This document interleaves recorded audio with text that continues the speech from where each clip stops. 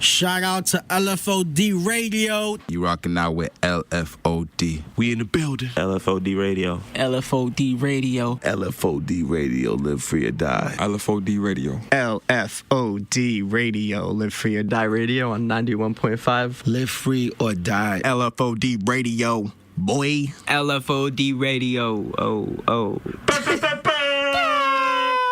You are now tuned in to Live Free or Die Radio. I am your host, Uncle Sam, and we have Tayshawn in the building, as well as Tia. I'm here.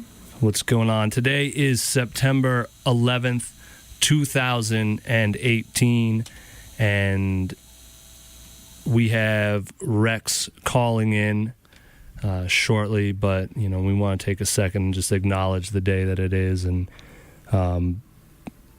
send our thoughts out to everybody who was affected by that day and continues to be affected by that day. And it's surreal that it was so long ago. So I'm sure everyone remembers what they were up to. I was talking to Tia earlier. She was 2 years old, and she also remembers. So it's definitely something that sticks with you. And everyone's got a story, and, we're just all, sending love on a day like this. But Season 5 is underway. If you missed the Duke Around podcast, that is up now. That's on iTunes, Google Play, Stitcher, or LFODradio.com. New episodes drop every Thursday morning. You can get them a little bit sooner if you subscribe, so go ahead and subscribe on iTunes or whatever you use to listen to your podcast. Also, soundcloud.com/LFOD. If you haven't checked that out, we've got the Alumni Cypher series up there. Snippets from past interviews, likes, reposts, a New England hip-hop playlist, and some interviews that are only on there, such as Ron Beatty, Mari, Graveyard Shift, Slain, etc. We also dropped the Dukeron extra bars after he came through here. Nice little acapella, which, if you ask me, he went in on. So you can catch that on our YouTube or Facebook or Twitter, anywhere. If you just type #extrabars, you will find that. Let us know if you're tuned in at LFOD Radio on everything. Put an underscore at the end of that on Twitter, but it'll fill itself in before you get there. It's just at LFOD Radio. And if you are an artist yourself, clean records, submissions at LFODradio.com. Like I said, REKS was going to be in here in the flesh to talk about his new album, which drops on Friday, but he is actually at an airport, but he has great cell phone service, so he's going to be calling in. And great service. I would be remiss if we did not at least speak about Mac Miller for a moment here. Rest in peace to Mac. It's I guess we're starting on a sad note today, but that was definitely a death that was felt throughout the hip-hop and musical world. I don't think I remember seeing an outpouring like that from so many different people across so many different spheres and planes, and, people you never even knew had a relationship to him. I didn't listen to a lot of Mac, but he genuinely seemed like a really good dude who, left people better than when he arrived, and he definitely looked out. So many stories of people who he gave their first break, like even Ferg and like random people like that he, he just looked out for when he didn't have to. And he really seemed like a true artist who, he could have ridden that frat rap wave as long as he wanted, but he really got serious about his craft and really seemed like he wanted to be, the best artist he could be. And that mansion and studio out in Cali, a lot of people, perfected their sounds in there as well. So he definitely contributed greatly. And I had no idea he was even that young. Like, it seemed like he had done so much. It really blew me away. Found out he was only 26 years old. So rest in peace, Mac Miller, for sure. Mm-hmm. I don't know if you guys have any comments on that. I loved Mac Miller. He was like, I don't want to sound like that person, but I kind of like listened to him before there was like a wave of like listening to him. I don't know how, but on Pandora I like stumbled across, I think like it was like his first mixtape or something back in like 2010, And I remember being like really Kool-Aid and pizza? yeah, and I remember being like really, really, really sad when I heard this news because his recent album was so good. And I was speaking, sadly about how depressed he was and about how it was a cry for help. And to see that this had happened to him, it broke my heart. He was really a good artist. And, someone said something on Twitter that like, if you listen to Mac Miller, it's like losing one of the homies, and it's really true. Like, yeah. He felt like, someone that was there with you when you listened to his music. And rest in peace. And I hope everyone going through it, finds a way through it.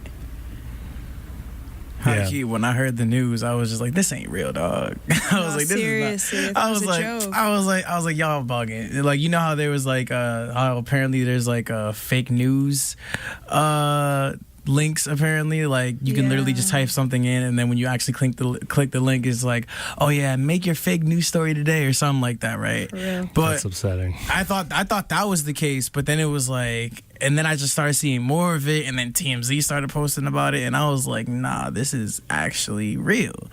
And it was surprising to me because I'm kind of in the same boat with you, Sam. Like, I didn't really listen to Mac Miller that much, but every time like I've seen Mac Miller, it was never like I had anything bad to say about him. It was never. He can rap, dude. Exactly. Yeah, It wasn't like oh yeah, he's one of these artists where it's like, and regardless if he was or wasn't, either way, it was just like, it wasn't really a matter of, oh, Mac Miller is like like a bad like artist or even a bad person. It was just everything that he's done was more or less out of like the genuine side of his heart, and more or less like he was clearly struggling with a lot of different things, and I think he made that very clear in some instances.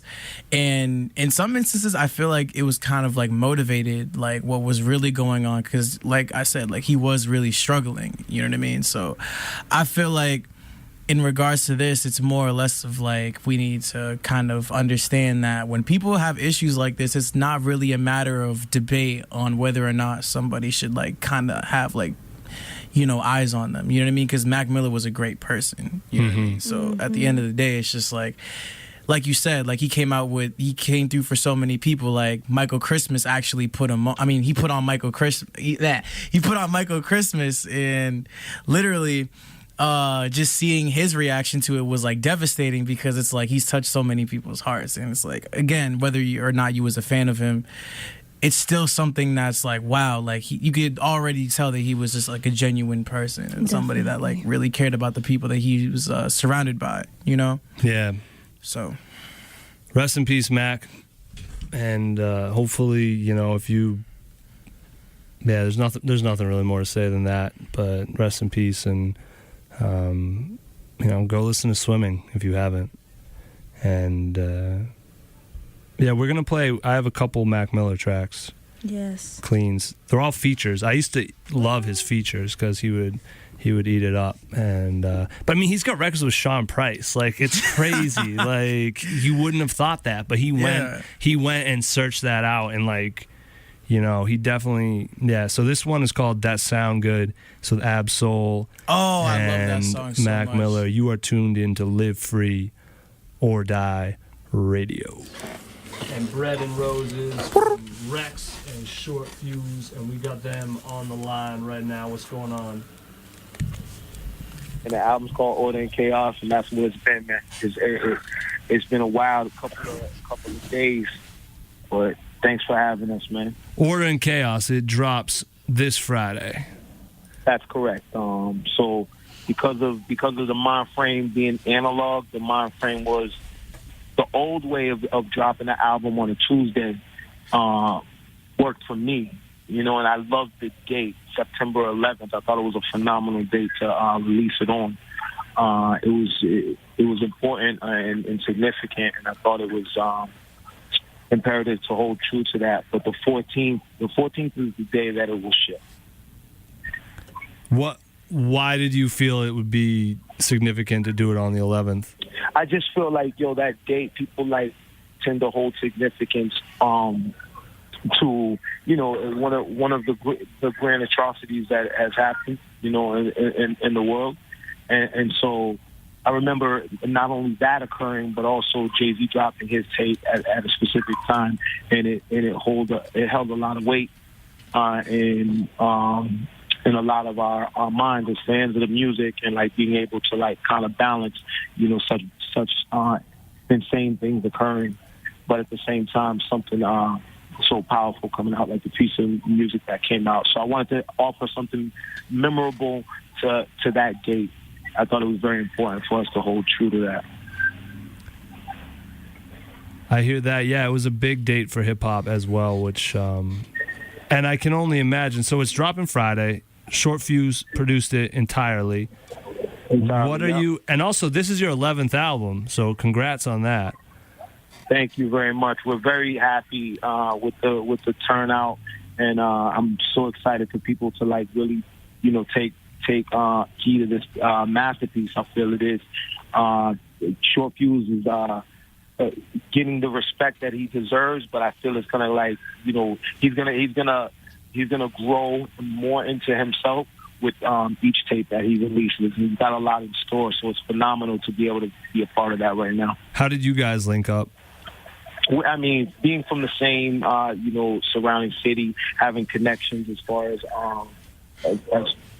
the crew that we have. I'll let Fuse tell it. All right. Here. Hold up. Yep. What's happening, man? We were just wondering how you guys linked up. I know you've been producing for other ST and Show Off guys for a little bit, but how'd you guys link up? Well, Rex always had been around. He's always been a part of the crew, but Rex just came through to my crib. Me and Rex been doing joints since back in the day, since like 2009, around there. So we always had joints sprinkled here and there, but one day me and Rex just locked in, and it just didn't stop from there. It just came natural. How did you bang this album out? Like in a weekend? How'd it work? Like, because I know how he can get. Oh man, Rex is a writing machine. He just did this. You can't swear here, right? No, please. FM. I keep it like, all right, so Rex was writing verses left and right. So we basically banged that album out like in about 3 months, but then it took us a little more time to put it on because we had like 30 joints to pick from. We still got way more joints left over. Oh, wow. Oh, so that's interesting. So how many songs are on this? I say 17, right? 7. Woo. How many songs is on the album? 14, my bad. 14 joints. Okay. Yeah, so we got a whole bunch left over, though. We got like a whole nother album. Nice. That's what's up for sure. Well, that's different because his last one was 35, so 35 songs. So it's a change of pace there. Machine right there. So how would you describe your style? Like people who aren't familiar with you, like what should they be expecting with this? My style is like, it's a mixture of like Spanish, soul, just everything, just anything. Spanish mixed with soul food, basically. Okay, I hear him doing the MC thing in the background. Yeah. So that's what's up, man. We got a few records off it. We got this Tilly Drop record, and then we also got an unreleased one that we're going to drop later. I think we're going to get into this one. You got any commentary there? Yeah, man. Drop that. Drop that, he said. Okay. All right, man. Thank you guys, man. Yeah. Hold on, bro. Don't hang up, man. Don't hang up. Peace. Yeah, I'm here. Yeah. We're going to play this record and come right back, all right? All right, cool. Tilly Drop, you're tuned into LFOD Radio. This is the new one from REKS and Shortfyuz, album dropping on Friday. We'll be back after this with more. Toss repetitive darts at you until the chorus drop.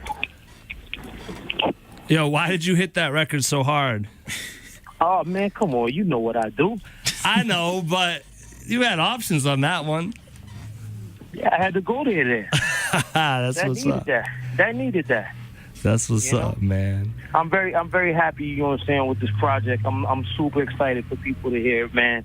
It's just a dope project. And as you know, like I said, we just landed from Cuba last night, drove from Newark, New Jersey to Boston, just so we can, spend a few hours in the bed before we jumped on a flight right now. We're on our way to Amsterdam. Launching a tour, right? Yep, absolutely. And then when we get back, we got a few things happening in the States as well. So, yes, I mean, we're going to full-fledged push. The new label is BMGI, Bullies Music Group Incorporated. And, it's been a bit hectic, but, the response has been phenomenal. The support has been phenomenal. We're just super excited for the things we got in store this year. I'm excited, man. It's fun. One thing about you is definitely consistency. You just keep them coming. And it's funny because you said you switched the release date to the Friday, and I was actually going to ask how you've adjusted with the times, like paying attention to industry trends and stuff, because Greatest X, you had a 35-song album, and I feel like the trend now is longer albums or really short albums that people play over and over to juke the stats. But I feel like you were going to drop that album regardless if that was a trend or not. We never follow. I don't mean to cut you off, but we don't follow the trend. We do buck the trend, and we being told.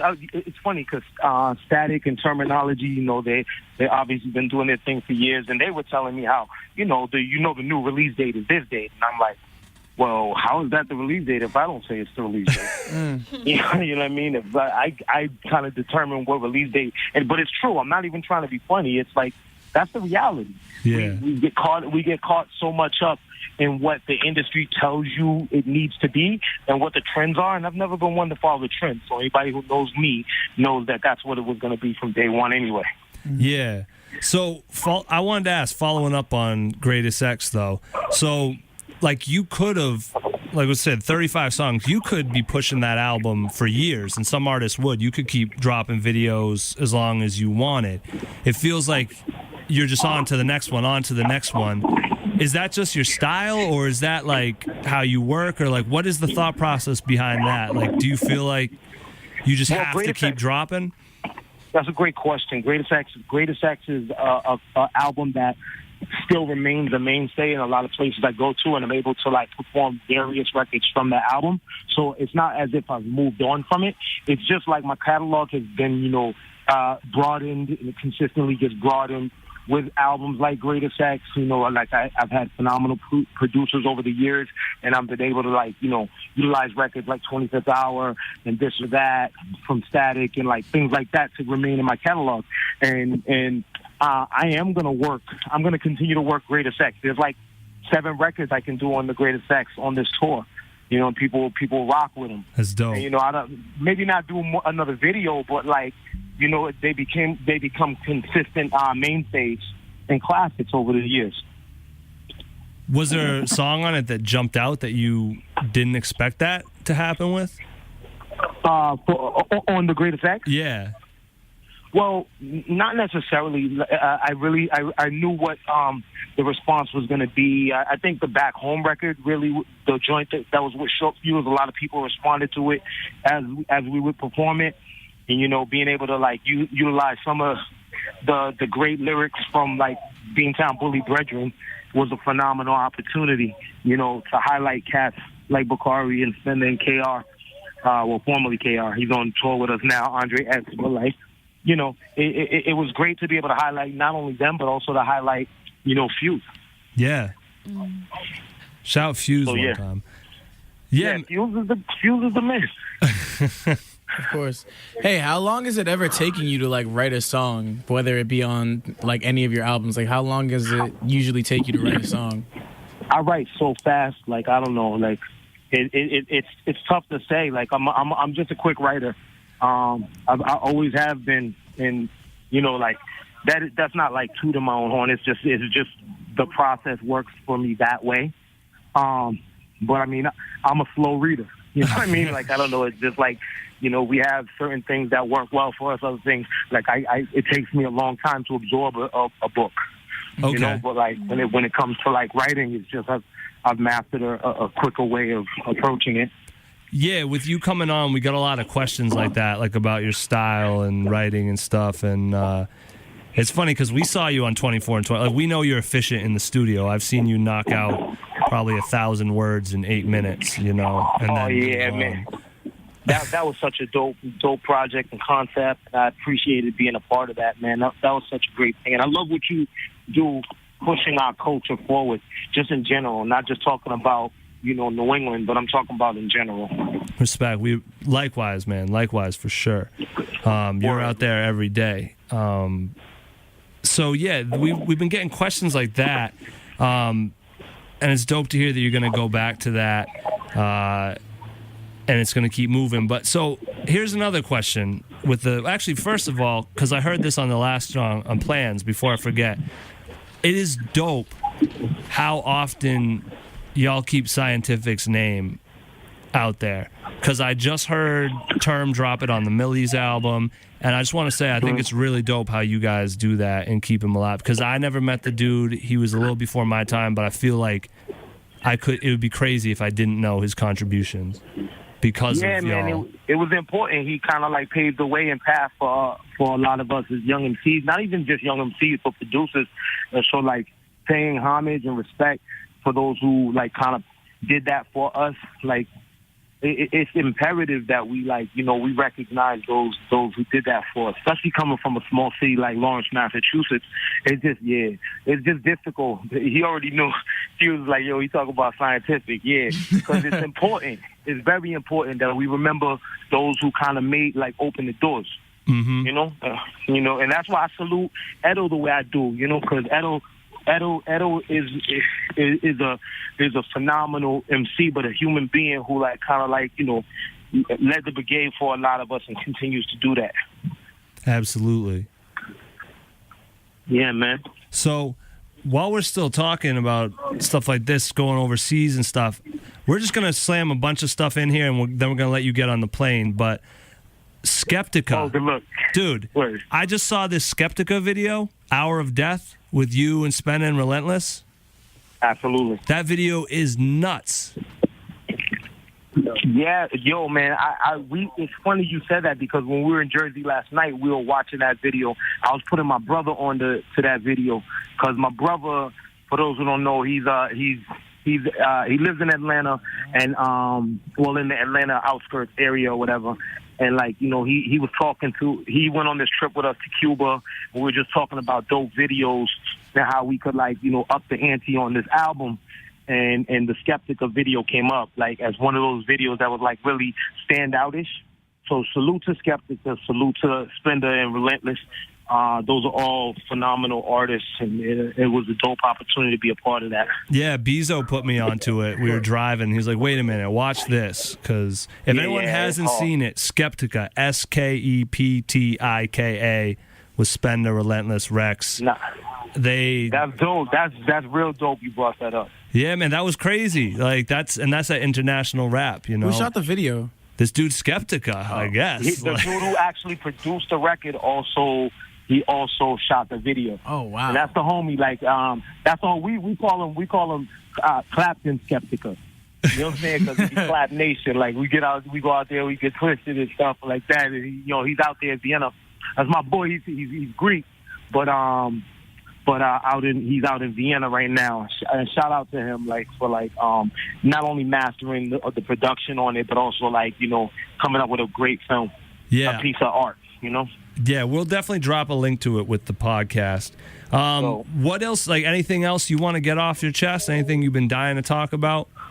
I just want to keep putting it out there that BMGI is going to be an outlet for a lot of people. It's Bullies Music Group Incorporated. It's Dice and myself who we're going to kind of not only offer a place for us to put out our records, but for those who know, we got the Bullies brand and we got other brands that we're coming out with to kind of highlight some of the fashion aspects, and then we also going to be doing a lot of booking.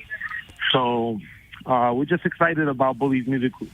That's what's up, Bullies. Yeah, man, the Bullies are a movement. I was listening back to our first time having you on the air, and if any listeners are tuned in now, this would be your fourth appearance. You've been on here 2 times solo and once with ST. So go back and check those if y'all haven't. But the first one was crazy because it was right after y'all got back from that first A3C, and Bullies was just becoming a thing. And there's also a lot of gems in there, too, about records that people need to listen to. The Organized Confusion joint, Word Life, like a lot of stuff we were talking about. So, Indeed. Oh, man, how do I get a hold of that? I'm going to send it to you. I'll email it to you. Send me that link. That's dope. Yeah. That's dope. Dude, it's been great building with you over the years, and we appreciate the love as well. Likewise. So. I definitely got to salute and commend you for, like, having, a platform like this, man. Absolutely, man. And where can people follow up? Like, if they want to keep track of what Rex is up to, what's the best place to do that online? Everything is REKSHipHop. Everything is Rex Hip Hop on my handles, on IG and everything. Twitter is the Real Rex. However, we just came up with Bullies Music, bulliesmusic.com. So you're going to be able to go there to kind of like purchase all the new clothing and all of the new CDs and vinyl, like vintage vinyl that we're going to be putting out, and all these different. I got this thing I'm going to be doing with my my demo tape. Like I have a demo that like not too many people have heard, and I'm planning to like, it's going to be fun.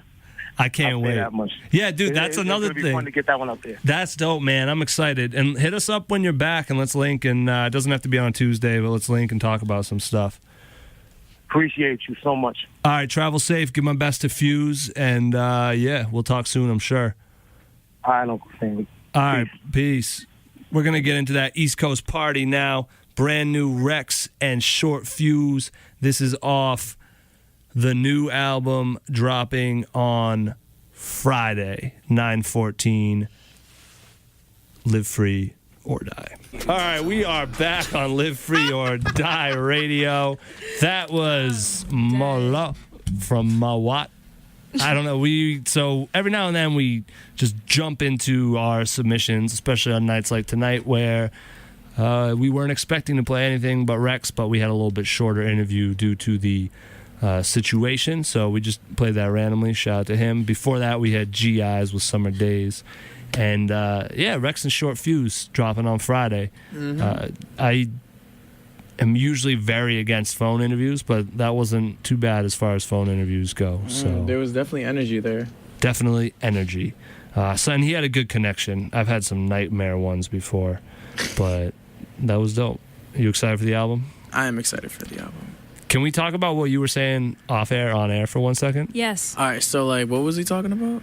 We're talking about would you, listeners, would you, and at us, at LFOD Radio and REKS Hip Hop, or The Real REKS on Twitter, would you want to hear REKS do a Kiki challenge? Or something like that? Okay. Would you want REKS to throw his hat in the ring and do some meme stuff? And can we say the reason why Of course. Okay. Do you mind? All right. So I was suggesting that because I was saying, hey, like, it's one thing to follow a trend, but it's another thing when you're like super, super talented, when you're super, super dope, like an amazing lyricist, and also when you have like a specific character about you, you can end up shifting trends. You know what I'm saying? Like, I feel like that's what Joyner Lucas has been doing since he came out, which was what made him popular. You know, with the whole Panda freestyle thing. Like, everybody was doing a remix to Panda. He did the remixes. And and then he did like a remix to Panda, and then what? There was another song that he did that everybody was like, "Oh my god!" I think Bank Account was big for him. Yeah. Like, people were doing a lot of remixes to Bank Account, and then he was like, "Oh, I'm gonna do a remix to Bank Account," and then no one's allowed to get on this beat anymore. You know what I mean? So I feel like in that sense, like, it's more or less not really following, but more or less shifting the tides, and more or less kind of like changing the trends, and then making everybody kind of like match your energy in regards to like how you approach it. Are memes the new mixtapes? I mean, like this Wayne really. used to take a beat and make it his. Well, because Joyner does that and Token does that a lot too, but I still don't think people today, like, they're still just rapping, you know, very technically over mainstream beats. Yeah. Like Wayne, 50, not to be old, but they would actually take your beat and make a whole new song, and you wouldn't even have known Like Yeah. it was no longer your song. And I think like the point that we were making when we were speaking off air is the reason why we were saying this is because we're not saying that this is anybody. We're not specifically saying anyone, but it's No. just like, what's it called? A lot of people who have been in the game for a long time have a tendency to not want to do or work with like a lot of modern trends and stuff like that. And it's, you know, when you get into the trend area, it's very risky. Because and you it's can very be shaky. a flash in the Yeah. pan 15-minute. Right, and then you could just be seen as someone who's a clout chaser, which a lot of people understand. But at the same exact time, it's kind of like, you know, you gotta modernize to keep up. It would be cool to see him smash one. Yeah. You Like, know, if he did the if it Kiki was your challenge, that'd be thing, dope. then it's a gimmick. Yeah, right. And not against Joyner, but like you said, Joyner is now known for doing these like topical videos, and that's what he wanted to be known for. Mm-hmm. And I don't think Rex wants to be known for No. just crushing meme challenges. Yeah, of course not. But it would like, be dope. I agree, though. I think it would be dope to see him do it. It would get some. It would get some. Like it would definitely get some eyes on Traction. people, and especially like it would definitely kind of bring like a newer audience. Because here's the deal: like the thing about like Rex is like he's like a super lyrical. He dude. is And the he best has- rapper I know. and that's what it is. And it's just like a lot of people like in order for everybody else to kind of understand that or know that, it's just like you kind of have to, you know, more or less step into the environment of everyone else and then completely realize and then make them realize that you are the wolf. You know what I mean? So like everybody else is kind of like, oh yeah, we're just having fun. And you just come in, and you just start rapping, and then everybody's like, oh wow, he's being serious. Okay, cool. That's some That's hip hop. wild. That's some hip hop. That's what it is. It's like everybody's like, oh yeah, like we can relax, and then there's that one guy that comes through, and he's just like, oh, and then everybody's like, oh, all right, so now I gotta get serious. All right, bet. And I feel like if Rex did that with at least like one of these challenges, like everybody would be like, oh, okay, so. I can't wait to see you academics post Rex fire or nah. College kid. Oh man, college Yeah. kid gives me aneurysms. But high key, like these. I don't but yeah, know those college kid. But those are the pages. But those are the pages that. You know. Just real quickly can- let them know, hey, this dude's here. And then you can go search back and you can find 25th Hour. You can find you can do your history on Rex and be like, okay, this dude He's is going a in. savage. Yeah, and he's has going been in. a savage. And he says a lot too. He's not just rapping. He's not lyrical, miracle, spiritual, individual. He does criminal. that. Yeah. I mean, but he says words. Rex says a lot of He things. says like he has content. They're not just rhyming because they rhyme. You know, the words are there for a reason. I think he had we said that we'll share the old episodes. I sent him the email too, but we were talking about that. He's elevated the flow a few times to places where you're like, oh, I didn't know you could rap like that. There's only a few MCs who've done that, and he's one of them. Shout out to Rex, man. Shout out. Shout out to Shortfyuz. Shout out to all Lawrence. But we need a vote. Like we still need a. Yeah, we'll have to talk to him about this and see what we can get happening. Maybe we'll shoot the video. Of course. That would be dope. If we do shoot the video, it'll be nuts. Maybe we'll have one rapper do a meme a month. It'll be a new LFOD thing. Yes. All right. We got to get out of here. We are back next week with Block to Booth. I'm very excited for that. We'll be letting you know more about them in the days to come. You are tuned in to Live Free or Die Radio. We got Skybar coming up next with Ryzen, about to hit you with some punk, rock, and roll.